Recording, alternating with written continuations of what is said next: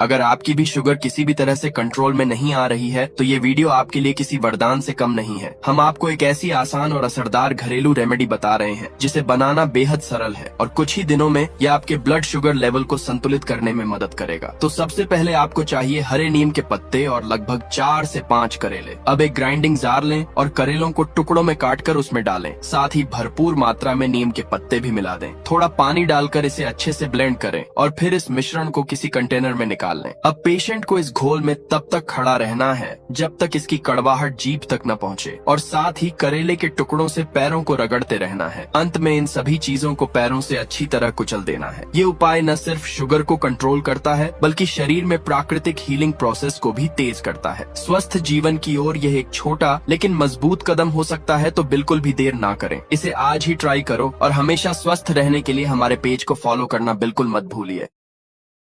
सेहत से मुतल्लक informative video के लिए हमारे पेज को सब्सक्राइब करें, वीडियो को लाइक करें और अपने दोस्तों के साथ जरूर शेयर करें जो किसी भी मर्ज में मुब्तला हैं।